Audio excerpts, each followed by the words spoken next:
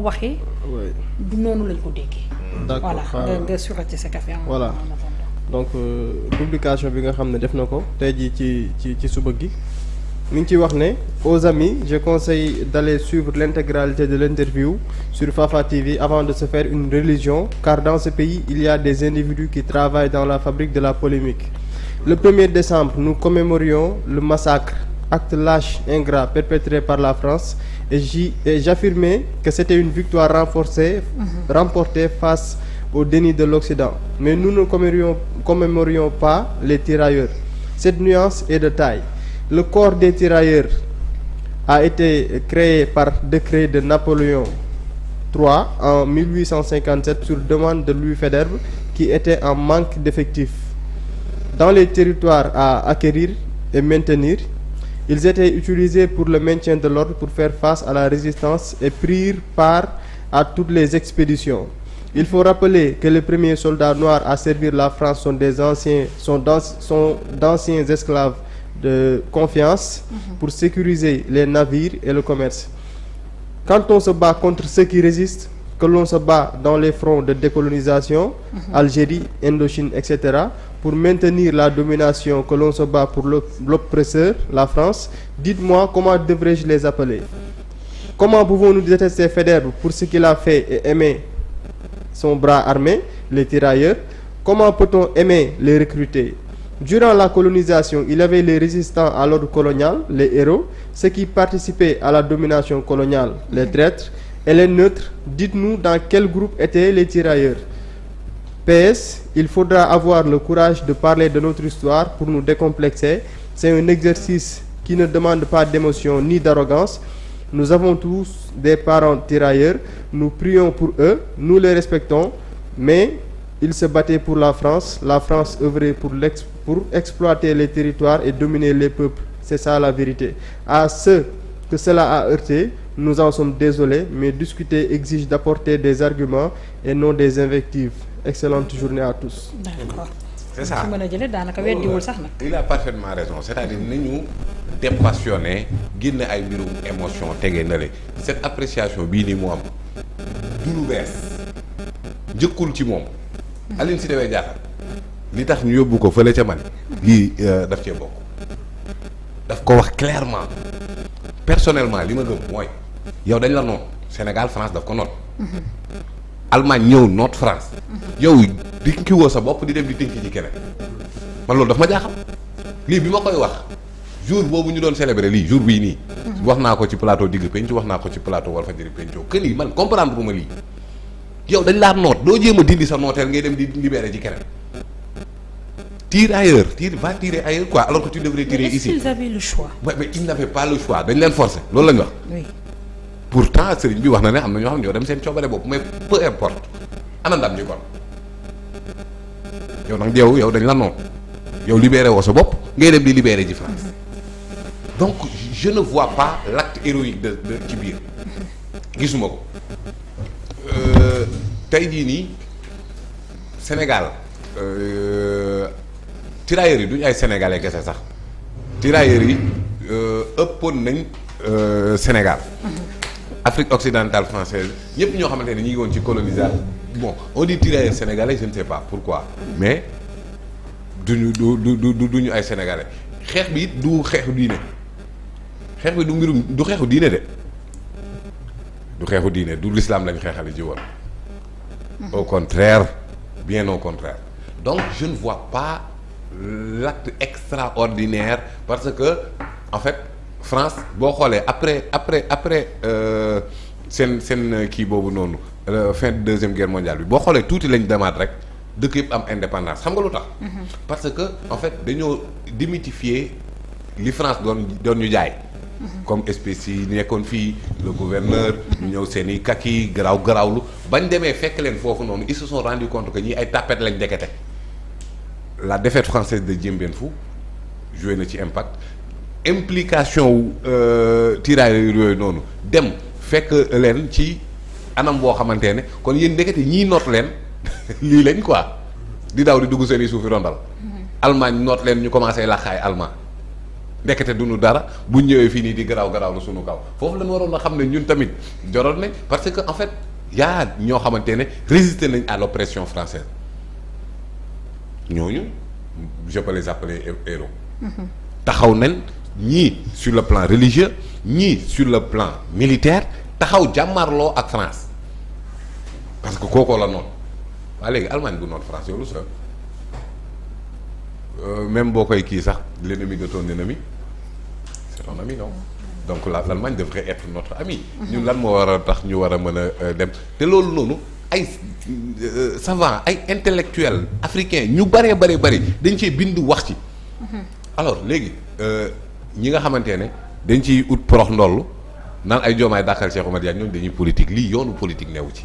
Cheikh Oumar Diagne il a donné son avis ku ko d'accordul demal joxe sa avis par des arguments mais lan moo ci na ko kii dàq ak na ko kële pour lan c'est-à-dire daf ci am loo xamante ne dañuy wuti porox ndoll rek pour installer des polémiques stériles insensées insignifiant amoo argument boo défendre peut-être ngay saaga ki invective mais il faut argumenter pour dire que parce que loolu moom mooy avancer loo science ci lu mu mën ci doon peut-être kii mën na gëm ne ñii ay héros lañ kee gëm ne nangam mais tout le temps ñu war a mën a argumenter man dégg naa benn professeur d'histoire mu ne ma Gorée et c'est un agrégé en histoire ah mu ne Gorée benn esclave jaaru ko loolu musul am mu ne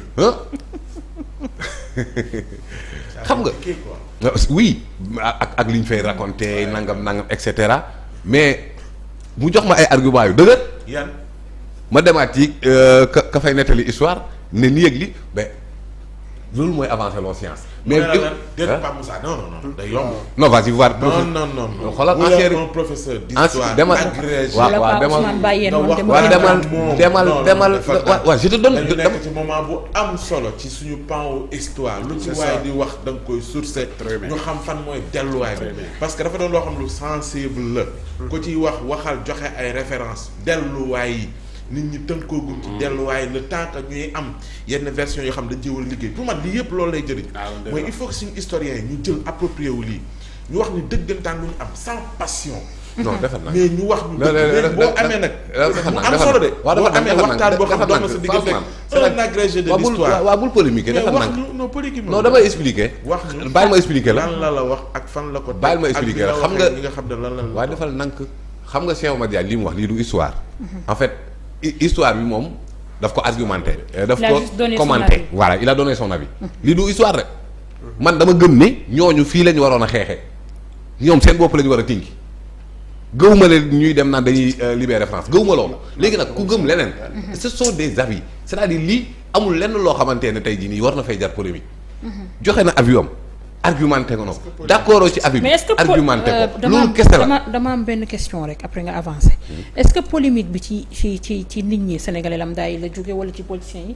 wala ni mu waxee ñi nga xamante ne ñoom am nañ ci part barki dem boo njaay ñu célébrer ko ni ñu ko célébrer mu nekk une première ci histoire du Sénégal bërki Dembo Ndiaye Ousmane Sonko yëkkati ci ay kàddu am ci position bu mu ci taxawee ba France am yenn jéego yu mu ci def ndax c'était le moment pour soulever genre débat yi. mais Nabou lan lañ doon célébrer est-ce que dañ doon célébrer les tirailleurs wala dañ doon naqarlu massacre bi. dañ doon naqarlu massacre bi.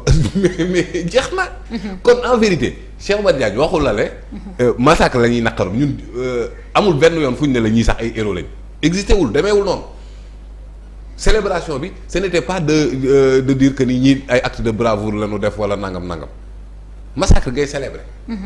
alors léegi nag am na ci ñooñ nee nañ way ñii ay jàmbaar lañ dañoo dem xeex yi et cetera loolu commentaire la. man gëmuma ko gëmuma ni jàmbaar mooy yow bàyyi sa réew ñu noot ko ngay dem di tinki beneen réew gëmuma loolu. ku ko gëm yow la engagé. de toute façon loolu jàpp naa ne ay aspect loo xamante ne la ça coule de source nit ki ne la lii laa gëm. léegi nag yow gëmoo loolu andil say argument jarul xuloo jarul xeex. Ba Ousmane jox naa la référence au professeur Ibrahima Thioub. waaye bu ñu xam. historien. ancien recteur de l'université ci kaaw Gorée boobu noonu mais ce n'est pas l'ordre du jour dama bëgg a wax rek ne. l'histoire loolu historien moom moo ko wax. historien bi daf ne. l'histoire est le produit le plus dangereux que la chimie de l'intellect n'ait créé. En dehors des dates et des faits bruts le consensus n'y fleurit jamais. surtout nag ñun suñu histoire nga xam ne binduñu ko. c'est une tradition orale. donc kon lu ci bëri ñu ngi koy nettali mën nañ ko remettre en question. alors ñu mel ni ay Cheikh Anta jëm nañ fexe ba prouver li ñuy wax par des éléments. la preuve ba tey ci ñi faatu ci massacre bi. xamuñ ñaata lañ et cetera mais man daal li wér te wóor mooy constance bi lépp d'accord mooy ne ñoom dañoo jóge fii dem xeexali France jóge fii ñu noot dem xeexali France jóge ci nooteel dem ne da ngay tekki buumu jàmm kaw mu ne loolu njàmbaar da ci ne. est-ce que du woon mooy condition bi pour mun a jóge ci nooteel. déedéet non bu doon loolu la xëy na sax bu boobaa sax da ngay taxaw ne ko yow nga noot ma teggi woo naan ma demal xeexi pour ba teggi la après pour lan loolu. c'est-à-dire en fait l'esclavage mais gars yi dañuy fàtte ne esclavage tamit buur yi ñoo doon joxe esclave yi de dañuy ñëw ñu jox leen ay sàngara ñu dóor ba ne zuy jox leen ay seetu ay pakuti comme on disait. ñu jël seen i ay ñooñ joxe. loolu dañ ko nettali. waaw mais noonu la demee très bien non noonu la demee non c'est-à-dire pour yéen dafa mel ni soit da ngeen bëgg a nourrir polémique. wala da ngeen bëgg a waxuñu ne histoire bi du dëgg. dañ ne la histoire bi mi ngi nii ñun lii mu demee nii d'accorduñ ko net maanaam remettre en question benn histoire daa am ñu jóge fii dem France xeexi ma ne leen balaa ngeen a xeexi France xeex lañ seen réew.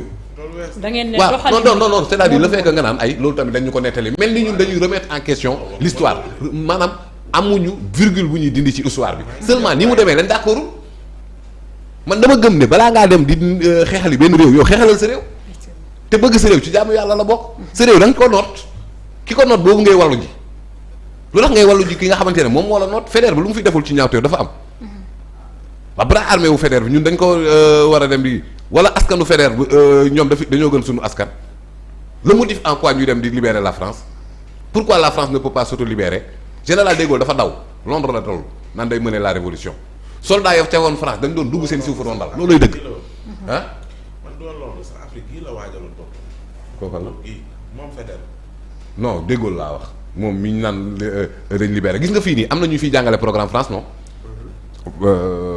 comment il s'appelle encore Jean Mermoz Cour Sainte-Marie de Anne nangam demal nga xool seen programme ndax dinañ la fi wax fenn rek ci seen histoire ne leen la tirailleurs yooyu dañ ñoo libéré musul am musuñ ko jàngal seen i doom demal Arc de Triomphe ndax tu verras l'ombre d'un tirailleur général de Gaulle la ñuy wax ak les compagnons de la libération mais justement kon kooku dafa jaragol reconnaître wul sa dara après la libération dañoo def blanchissement maanaam nañu blanchir lépp li nga xamante ne moom mooy la libération les compagnons de la libération comme ils le disent avec le général de Gaulle mais ñooñu la ñu approprier kii bi demal Arc de Triomphe doo fa fekk noir laa la wax ak kooku daa jar a xeexal waxatuma la ak nag ëllëg mu war la ne la man jarumaa xeexal mu massacré la lan lañ fi lu fi yéero d'accord tirailleurs yi fu ñu toj nit bul wax loolu. te ku ne am nga sa maam nag. te ku fi tudd non c'est pas une question de maam. non du question de maam. il faut amaana sama maam ci la bokk. non tu peux faire un commentaire. man mën na am sama maam ci la bokk. mën na am sama maam chef de canton la woon. ñun ñëpp buñ góorgóorloo boo may tudd suñuy maam bokk nañ ci. waaw mi ngi noonu. mais effectivement xam nga sëñ bi mi ngi wax SPSI loolu moom mooy comme par exemple tey jii nii état du Sénégal nga wax police wala gendarmerie loolu la ñooñu dañoo bokkoon ci administration coloniale. waaye nit ñu ñuul nag amoon na ci. waaw bu baax a baax dañoo détaché wu génn. bu baax Sénégalais bu baax Sénégalais mais ñooñu bu dee traître am na ñooñu la. d'accord non parce que ñoo taxaw di xeex biir Sénégal di xeex ay Sénégalais di rey ay Sénégalais. képp kuy noot sa askan. defoo benn acte de résistance mënuma la tuddee héros. d'accord. oui waaw man je suis pas d'accord ak Pape Moussa xëy na ci nenn nu mu gisee mbir mi.